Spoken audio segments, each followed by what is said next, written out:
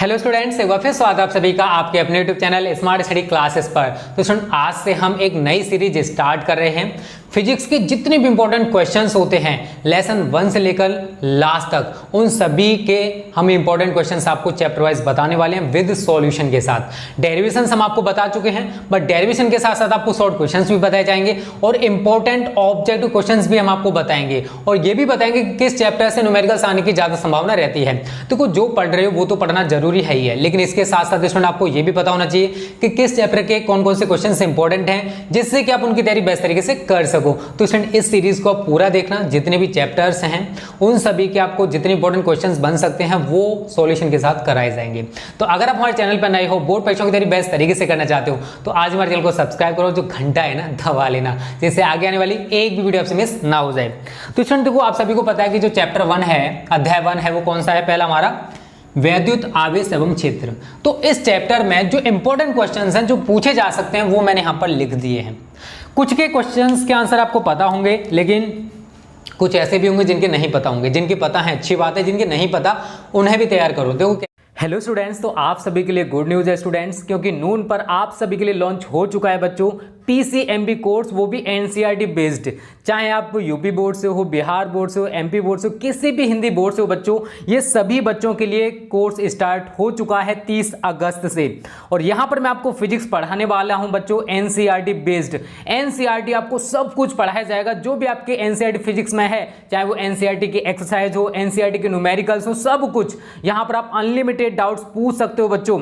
Daily interactive live classes होंगे शाम को 6 बजे, और हाई क्वालिटी नोट्स आपको मिलने वाले हैं, वो भी फ्री ऑफ कॉस्ट। 1 रुपया आपको नहीं देना है बच्चों, सब कुछ यहाँ पर फ्री ऑफ कॉस्ट आपको मिलने वाला है।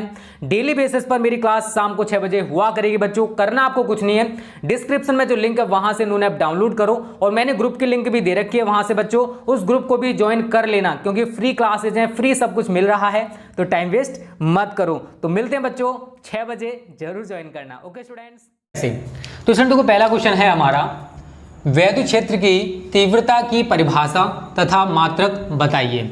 आप सभी को मैं इंटेंसिटी ऑफ इलेक्ट्रिक फील्ड बता चुका हूं, तो यहां पर देखो आंसर 1 आप क्या लिखोगे?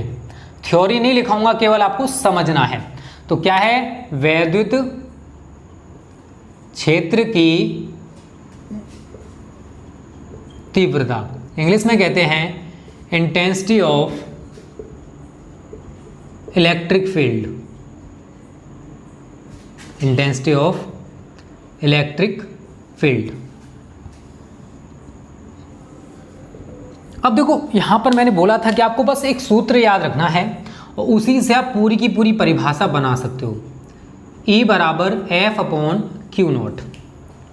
मैंने डेफिनेशन बताई थी कि वैद्युत क्षेत्र में मतलब इलेक्ट्रिक फील्ड में, वैद्युत क्षेत्र में एकांक परीक्षण आवेश पर लगने वाले वैद्युत बल को, एकांक परीक्षण आवेश पर लगने वाले वैद्युत बल को वैद्युत क्षेत्र की तीव्रता कहते हैं।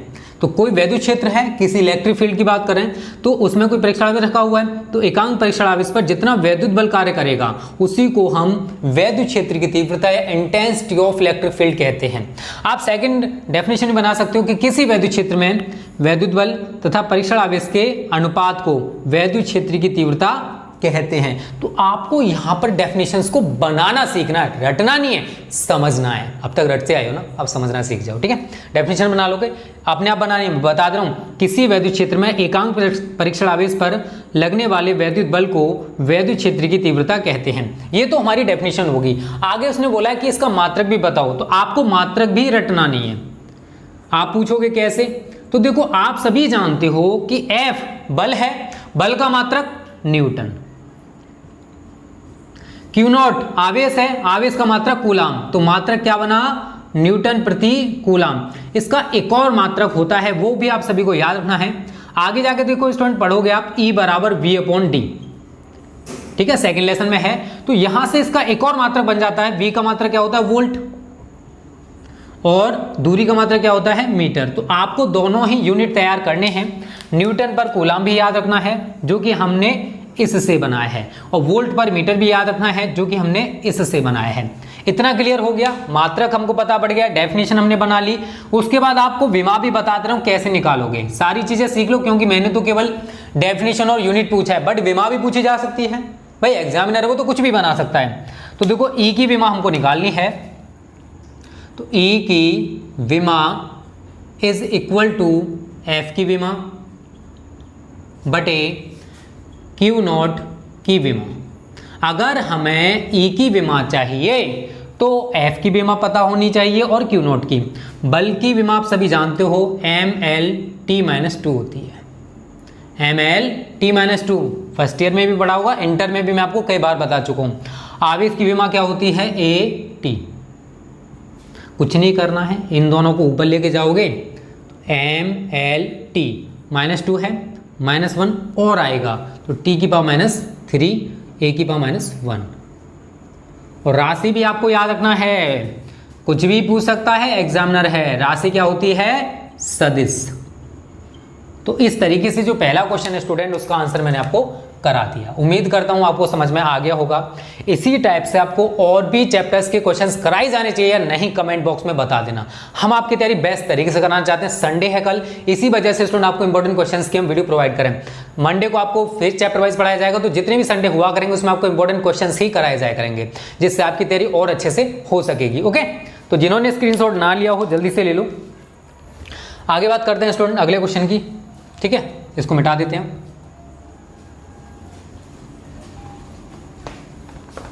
और इसी तरीके से आपको केमिस्ट्री के भी क्वेश्चंस हम स्टार्ट करने वाले हैं सीरीज। ठीक है, चलो आंसर नंबर 2 ये कह रहा है वैद्युत द्विध्रुव आघूर्ण की परिभाषा व मात्रक बताइए।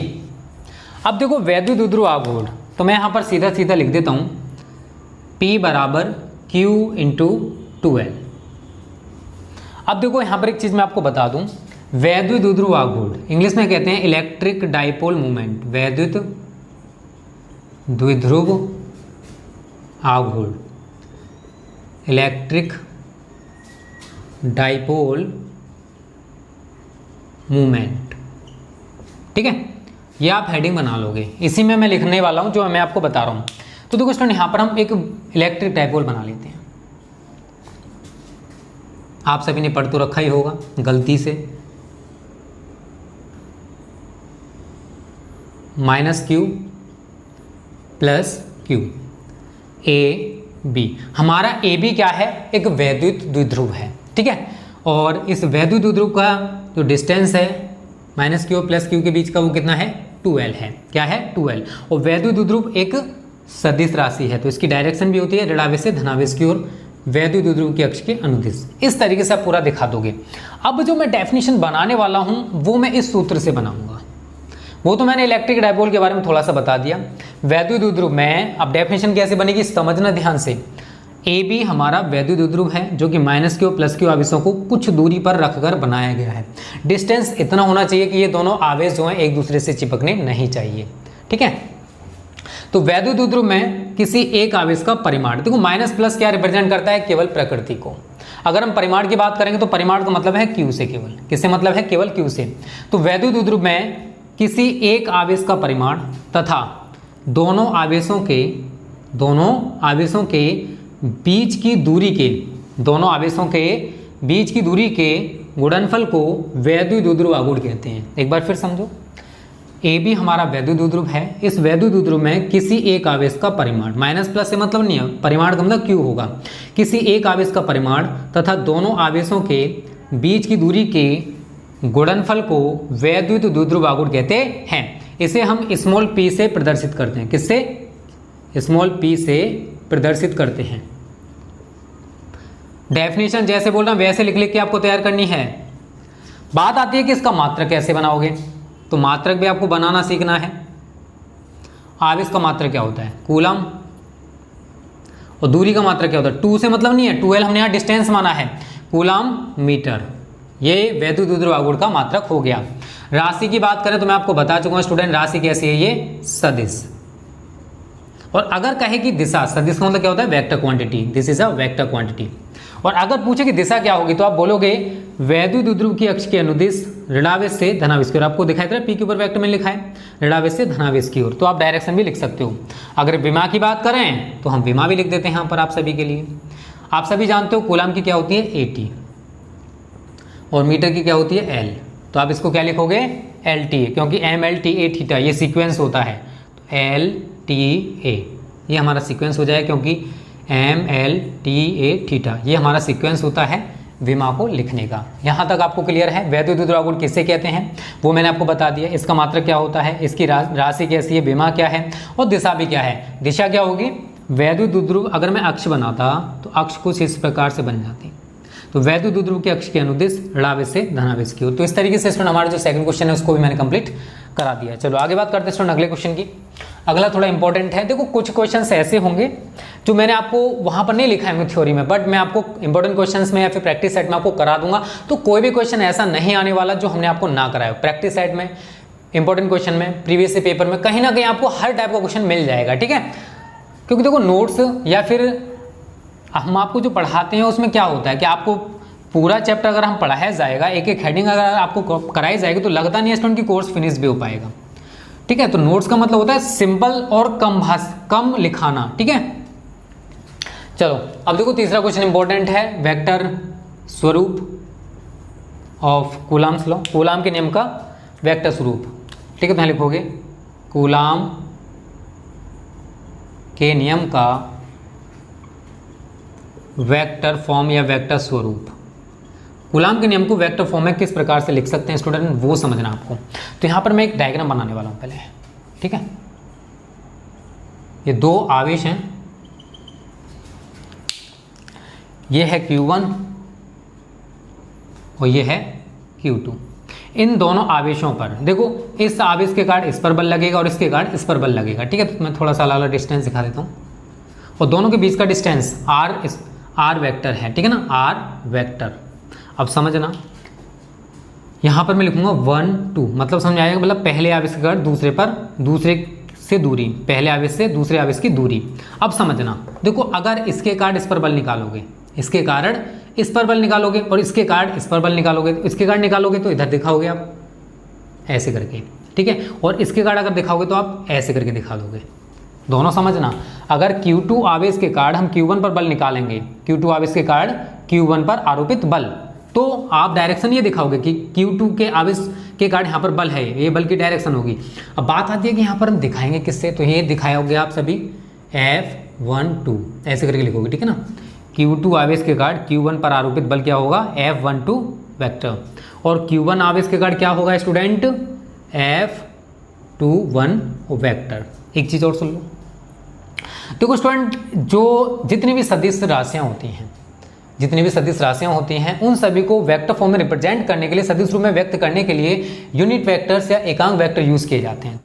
तो स्टूडेंट देखो यूनिट वेक्टर्स आप कैसे दिखाओगे, तो देखो Q1 से आप उधर का दिखा रहे हो तो ये होगा आपका R21 कैप, और जब आप इधर का दिखा रहे हो F12 की तरफ दिखा रहे हो तो ये होगा आपका R12 कैप। क्लियर है। देखो आपको समझना है हर चीज को बारीकी से, ठीक है, एक्यूरेट है। अब देखो आपको करना क्या है स्टूडेंट, वो समझो।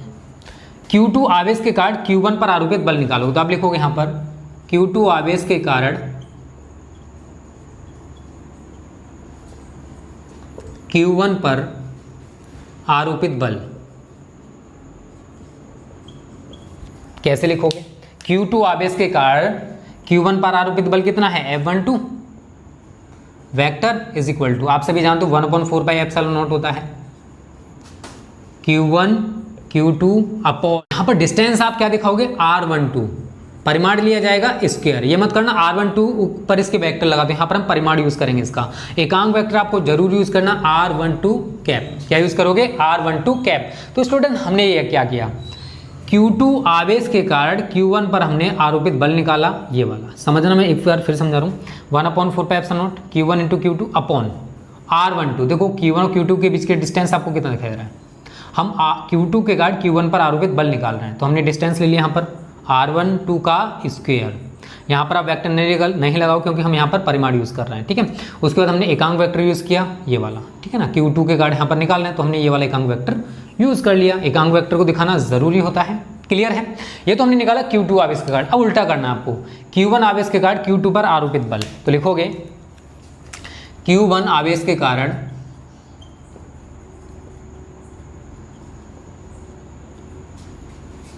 Q2 पर आरोपित बल आरोपित बल।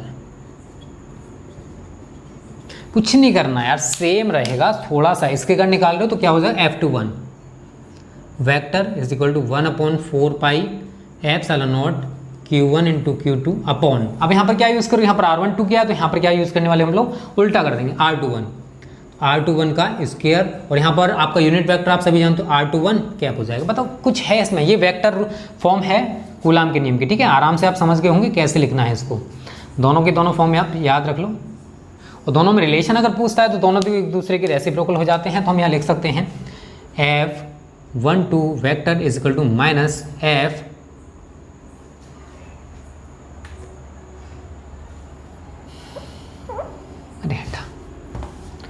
ठीक है स्टूडेंट। तो ये है आपका कूलाम के नियम का वेक्टर स्वरूप। तो इस तरीके से स्टूडेंट हमारा जो तीसरा क्वेश्चन है वो भी कंप्लीट हो चुका है। उम्मीद करता हूँ आपको समझ में आ गया होगा। तो जल्दी से इसका स्क्रीनशॉट ले लो, फिर आगे बात करते हैं अगले क्वेश्चंस की, ठीक है।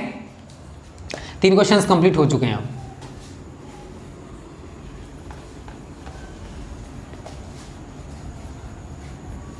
चौथा क्वेश्चन पढ़ो क्या कह रहा है। Answer number 4, answer number 4 epsilon not का आंकिक मान मात्रक तथा विमा बताना है। तो आप सभी को शायद ये तो पता होगा, एप्सिलॉन नॉट का आंकिक मान मैं यहाँ पर डायरेक्ट बता रहा हूँ कितना होता है, इज इक्वल टू 8.85 गुणा 10⁻12 कूलाम स्क्वायर प्रति न्यूटन मीटर स्क्वायर। फिर आप पूछोगे सर ये आया कहाँ से था। तो देखो कूलाम का नियम जब मैंने आपको पढ़ाया था तो मैंने वहाँ पर स्मॉल के की 2 वैल्यूज़ बताई थी, 1/4 पाई एप्सिलॉन नॉट और एक था 9 × 10⁹ न्यूटन मीटर स्क्वायर प्रति कूलाम स्क्वायर। जब आप इसको सॉल्व करोगे, क्रॉस मल्टीपल मारोगे तो 4 pi epsilon naught is into 9 × 10⁹ is equal to 1। हमें क्या चाहिए एप्सिलॉन नॉट, तो epsilon naught is equal to 1 upon पूरा का पूरा नीचे लिया 4 pi into 9 × 10⁹ newton metre square, और हमारा कूलाम स्क्वायर आया था ऊपर। जब आप इसको पूरे को सॉल्व करोगे तो हमारी ये वाली वैल्यू निकल के आ जाएगी। सॉल्व करके देख लेना, यही निकल के आएगा। बात आती है कि इसकी विमा कैसे निकालें। तो एप्सिलॉन नॉट की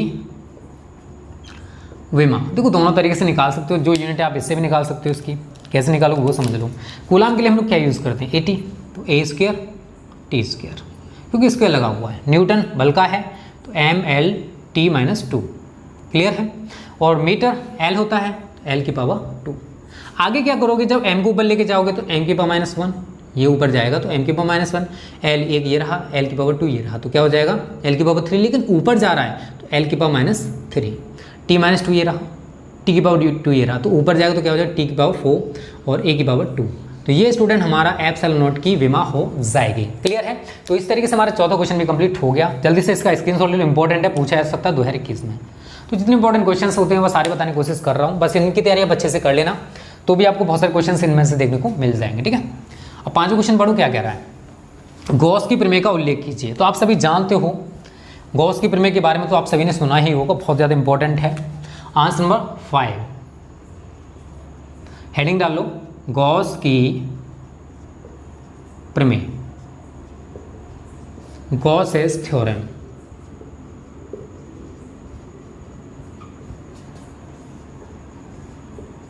तो स्टूडेंट कुछ नहीं करना, बस आप सूत्र से बनाना सीख जाओ। φe बराबर q into 1/ε0 is equal to q/ε0 φe।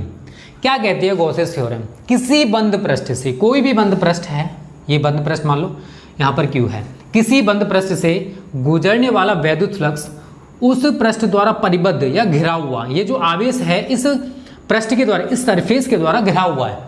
तो किसी बंद पृष्ठ से गुजरने वाला वैद्युत फ्लक्स उस पृष्ठ द्वारा घिरे हुए या उस पृष्ठ द्वारा परिबद्ध या उस पृष्ठ द्वारा बाउंडेड, उस पृष्ठ द्वारा परिबद्ध कुल आवेश Q का 1/ε0 गुना होता है। मतलब इस पृष्ठ से होकर जितना भी वैद्युत फ्लक्स गुजरेगा वो इस आवेश का 1/ε0 गुना होगा। यही है गॉसेस थ्योरम। आगे मैंने इसको बस इसी फॉर्मेट में लिख दिया, दैट्स गॉसेस थ्योरम। इसको आसानी से लिख सकते हो, किसी बंद पृष्ठ से गुजरने वाला वैद्युत फ्लक्स उस पृष्ठ द्वारा परिबद्ध या घिरा हुआ कुल आवेश का 1/ε0 गुना होता है। ये है हमारी गॉसेस थ्योरम, आसानी से लिख पाओगे।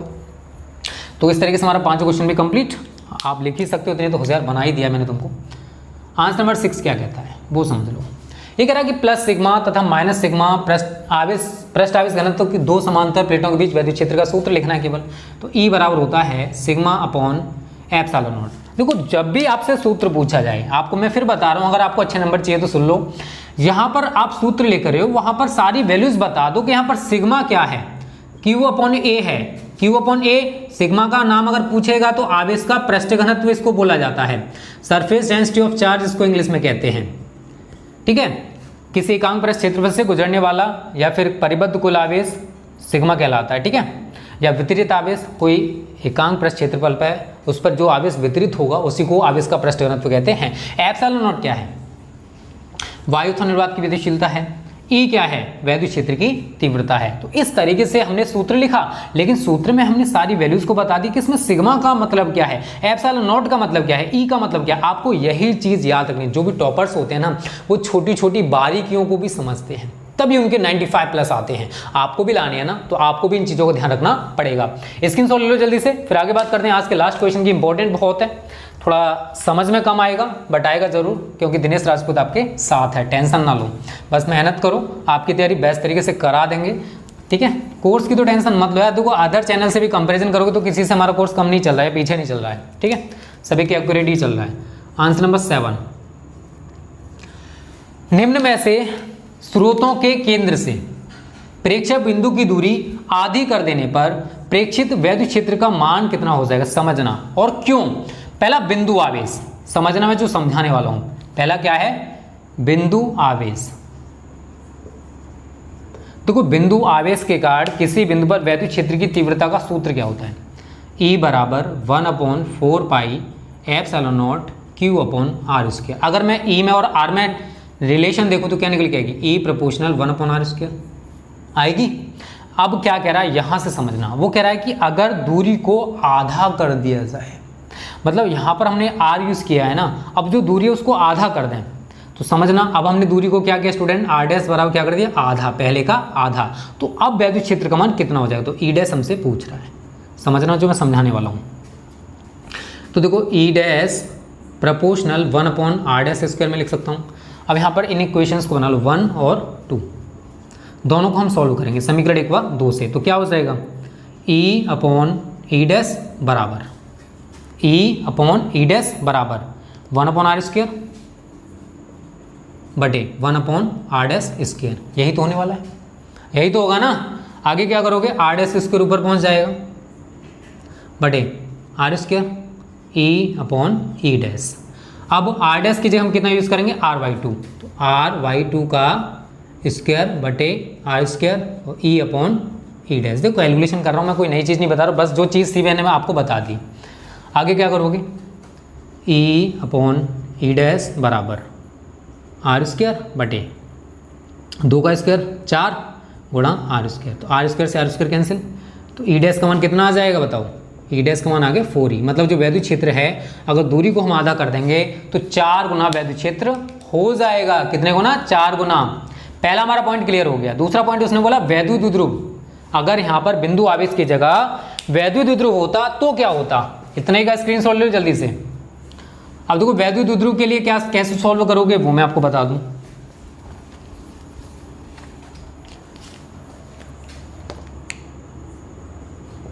वैद्युत द्विध्रुव, तो इसमें देखो कुछ नहीं है। वैद्युत द्विध्रुव के कारण वैद्युत क्षेत्र की तीव्रता अक्षीय स्थिति में या निरक्षीय स्थिति में किसी में भी निकालोगे। अक्षीय स्थिति की बात करूं तो 1/4 pi epsilon naught 2p upon R Q, और अगर निरक्षीय स्थिति होता तो बस p अपॉन आर क्यू हो जाता। बट हमें रिलेशन कहाँ देखना है, E और R में, तो 1E प्रोपोर्शनल 1/r क्यू हो जाएगा।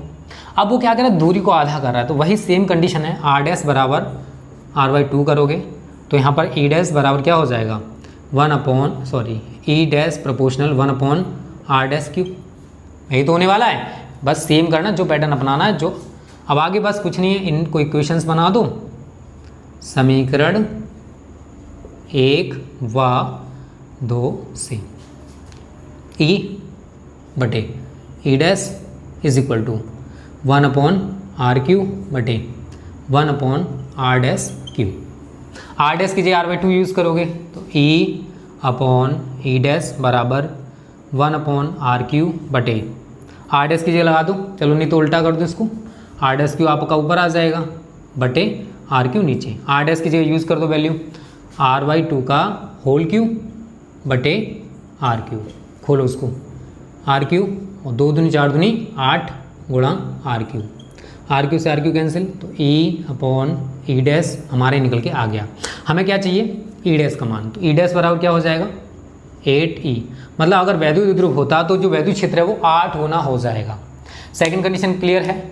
तीसरी कंडीशन आपको थोड़ी सी समझनी है, अगर अनंत आवेशी चादर होती उसके निकट अगर वैद्युत क्षेत्र निकालते तो क्या होता। तो देखो स्टूडेंट, इस वाली कंडीशन में हम देखेंगे, तीसरी कंडीशन है, इसमें क्या होता है कि E का जो मान है, E बराबर होता है सूत्र σ/2ε0। क्या इसमें आपको दूरी दिखाई दे रही है? नहीं दे रही ना, तो इसका मतलब है कि जो E' है अनंत आवेशी चादर होगी तो उस पर कोई भी असर नहीं पड़ेगा। तो इस तरीके से स्टूडेंट ये भी हमारा क्वेश्चन क्लियर हो गया। ठीक है, तो ये सारे क्वेश्चंस हमारे देखो 7 इंपॉर्टेंट क्वेश्चंस हैं, मैंने आपको बता दी, उम्मीद करता हूँ आपको समझ में आ गए होंगे। और किसी भी क्वेश्चन में आपको कोई भी डाउट है आप कमेंट करके बता सकते हो। वीडियो तो अच्छी लगी होगी, अच्छी लगी ना लाइक और शेयर कर देना और कमेंट करके बताना कि इसी टाइप से आपको ऑल चैप्टर्स के इंपॉर्टेंट क्वेश्चंस विद सॉल्यूशन चाहिए या नहीं। Okay students, thank you.